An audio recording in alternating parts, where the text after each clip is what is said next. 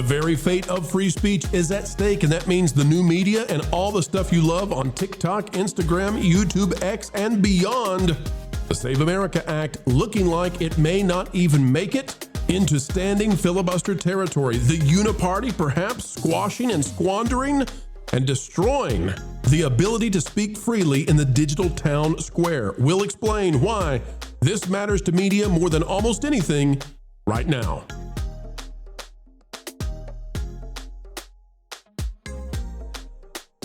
Ladies and gentlemen, we've got an important video on the way, a conversation you need to hear right now. Happy weekend and welcome back yet again to the Pro Channel, where we explain entertainment and keep you ahead of the culture curve, touching on politics only when it touches upon media, and nothing touches on media more than this one. Click the like button, drop a comment down below, let us know your thoughts, and if you're not yet subscribed, the time is now. Dive into the subscribe button, and let's go with the talk you need to know. The fate of free speech could be on the line. It has to do with Save America. It's the potential policy that would come into place if the legislation will get their act together, but the Senate doesn't seem to want to. Let's talk about it and see what it has to do with entertainment. A lot, I would say. James Woods, at Real James Woods, says this: the Senate, under the control of snake in the woodpile John Thune, is a disgrace. Thune is doing everything to stall, undermine, and downright defeat President Trump's agenda. Nothing has been accomplished, even though President Trump and Speaker Johnson have handed an America First platform to this treacherous weasel. We will lose the midterms. The president will be hogtied by the crooked Dems. Mugga will be dead, and our border will be a sewer of invaders once again. John Thune is a more damaging spirochete in the bloodstream of America than the parasite Paul Bunyan Ryan. Well, James Woods, I think, has opinions about this. I think that's an opinion, eh? And we've covered whether or not celebrities should share their opinions. Folks, you decide. But there's a reason that some might be very inclined to weigh in on this one in particular. Nicole Russell has this to say out of USA Today: if Congress doesn't pass the SAVE Act, vote them out. And here's what she says about it. She says, I'm not an optimist per se, but when it comes to America, I'm an upbeat patriot. I believe wholeheartedly in Americans, the greatness of this country, and the strength of our democratic republic, especially when it comes to elections, but I might be alone in this. According to a March NPR, PBS News, Marist poll, Americans' confidence in fair elections has actually dropped. Only 34% of Americans have little or no confidence in their elections. Actually, that's up. 34% of Americans have little or no confidence in their elections, up from 24% since 2024. This is why it's so disappointing to see Congress fail over and over to pass the Safeguard American Voter Eligibility Act, also known as the SAVE Act or the Save America Act. It's so simple, I don't believe it's not the law already. It would require in-person documentary proof of U.S. citizenship to register to vote in federal elections. Concerns that it would make voting difficult for married women or other groups of people because documentation is hard to acquire are overblown. Now, we've already seen Jimmy Kimmel come out and claim that this is going to be a way to disenfranchise all kinds of voters. The idea is that you simply have to provide an ID to vote. And by the way, I have to provide an ID to drive. And that means to go anywhere in this world. Everybody out there knows you have to have an ID for all kinds of things. You've got to get an ID sometimes to get in the movies, for crying out loud, just to go see entertainment. You have to have an ID just to prove that you're an adult for downloading streaming, right? To purchase Disney Plus. But it must be something that's just so terrible that you can't do it to vote. If we go to Axios right now, Trump pressures Netflix to fire board member Susan Rice. This came out a couple weeks ago in regards to the Paramount deal, and it really, really matters. I want to go down here to what Rice was saying, okay? It says, quick catch up. Susan Rice, who is a very high-level Democratic strategist and somebody who's associated with former President Obama, says she argued in a recent podcast that Democrats won't, quote, forgive and forget companies that, quote, take a knee to Trump. That's the quote that she had, and that's why maybe Netflix got kicked out of the race for the Warner Brothers deal. Okay, now why do I bring that up? Because, folks, it seems to me that what's on the line here is whether or not we're going to embrace censorship. Because in Europe, they have censorship. In Europe, people can't, in many places, have even podcasts or YouTube channels like we have here. They can't speak their mind. They can't say their piece. And there was a time, years ago, even here in America, where you could not say what you wanted to say. We still, to this day, sometimes avoid particular topics or words and try to navigate around them in the right way because of that time and that era where you could be shadow banned and removed from various platforms simply for having an opinion. And that was very different than the America that I grew up in, when you might do something offensive and somebody would say, don't do that. And you'd say, it's a free country, isn't it? Well, it wasn't for a while. The Save America Act, we don't like to get into politics too much here. But my problem is that if we don't have the ability to know who is actually voting and whether or not they're actually an American in America when they're doing these elections, then just like if you didn't require ID to purchase certain beverages, corruption is going to happen. Fraud will happen. It's the human nature. You have to have things in place to keep things from going off the rails. And the problem I have is that there seems to be one group that wants to put people in jail for what they say. And I see that already manifest in the UK. And I don't want to go there in America. And I think James Woods might be onto something. And so what I fear is that if we don't get this act passed, and Congress should, they have all the support in the world to do this. It's bipartisan support for it. If they don't do this, which seems to be just a baseline expectation for voting and for democracy, if they don't do this, I fear that in the next few years, we won't be able to do what we do anymore on YouTube. I worry that we'll go back into a time where everything is being watched and curated for the orthodoxy of the elites and what they want us to say. Culture, you've lived through that. You've been through that. You remember those days on YouTube. X came in and really scrambled all that up. But imagine what could happen to X if things, deteriorate politically. Elon Musk could be the target of a very angry Susan Rice and her cohorts. So Culture, what do you think about the effect on media in particular if the Save America Act is not enacted, which seems to be the broad desire of Americans? Latest polling has it easily over 70% support. Well, I think a lot of people are already feeling disenfranchised with the current party leadership on the right side of the equation. I think a lot of people believe that you should be listening to 95% of Americans, in substantially that are in your own party. And Thune just refuses to do so. I did live through an era where I feared, that one thing I said could get me booted off, the primary platform that I'm on. And I think we all kind of talked about it at the time. We had to invent a whole new language and code words that I guess are currently being revisited. It wasn't long ago, Culture. This is 4, 5, 6 years ago. We were all having to use code words to describe what everybody was experiencing. Yeah, and look, it's tiresome and it's wrong, and I think it's a real shame. We have a person on this panel who was ostracized and removed from their employment because of that, and I think she probably can speak even better to this. Kara, your thoughts on this and the idea that it's hard to have representation if there's no way to track whether or not the election was had by real people, especially in the age of AI.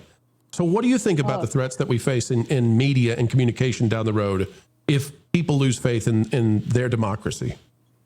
I mean, I will go ahead and preface this as I am not somebody who is very knowledgeable with politics. I follow here and there, and I try to consume what I can, but it's something that's never been a strong suit for me. But I do think that especially with AI being so widely pushed right now, there needs to be something that can prove that you're a human. Like that should be a no-brainer.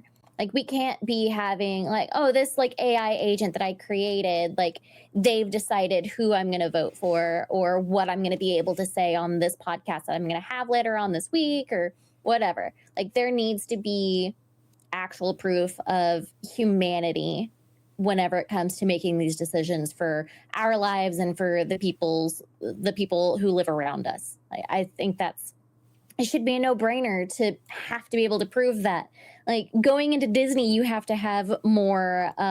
You have to have that proof. Yeah. Like why do I have to do that at Disney, but not whenever I go poll? So. Absolutely. Nat, if we go to this super chat that was just sent in, Alice Dust says, I live in the UK. It's scary. People are in prison for social media posts, jokes, etc. And I'm not trying to weigh in, Nat, on who should win an election. That's completely separate from what we do here, right? We stay out of the political lane.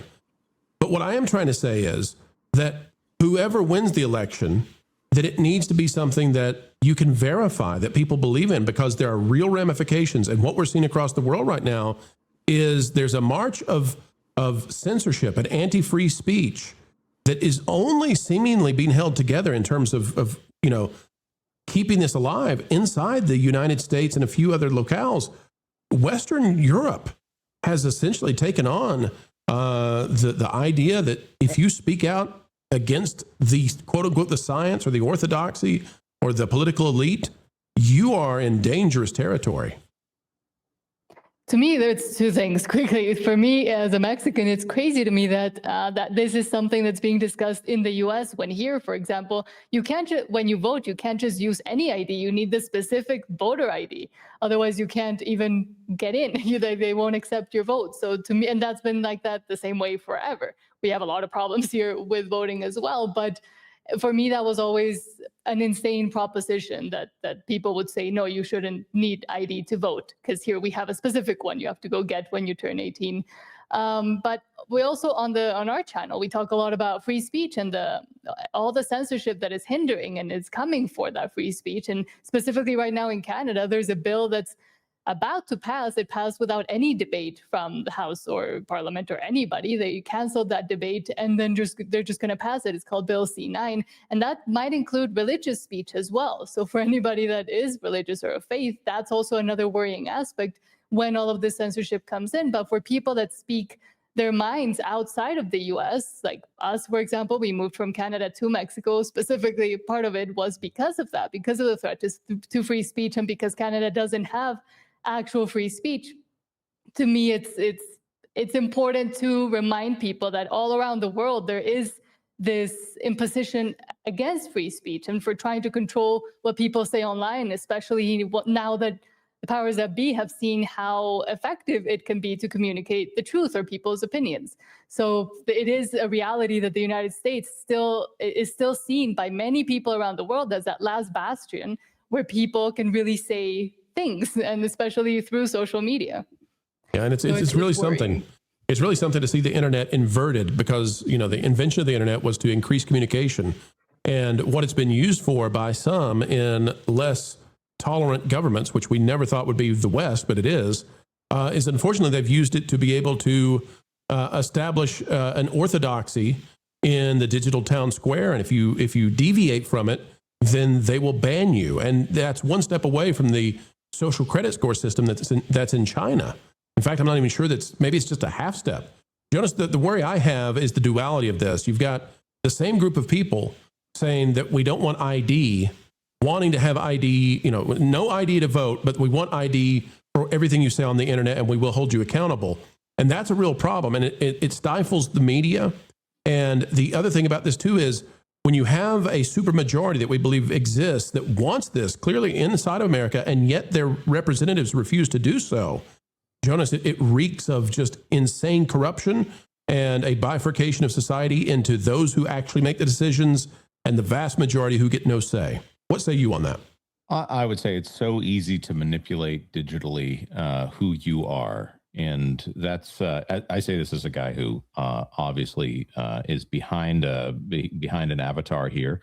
I have not represented who I am to anyone, so I can't say that I'm representing someone else. This whole time, I just thought you were a ventriloquist with really frozen shoulders. But at the same time, I think about all of the older people who would say, well, I think this on an issue. I'm going to trust my grandson to go vote for me or something like that. Oh, and you could make it as simple as possible and say that person represents differently what you say.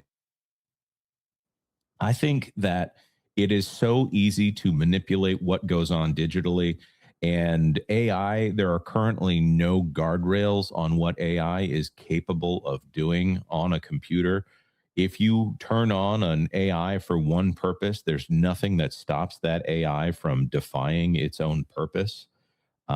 People don't know what Pandora's box they're opening by having an AI agent on their machine.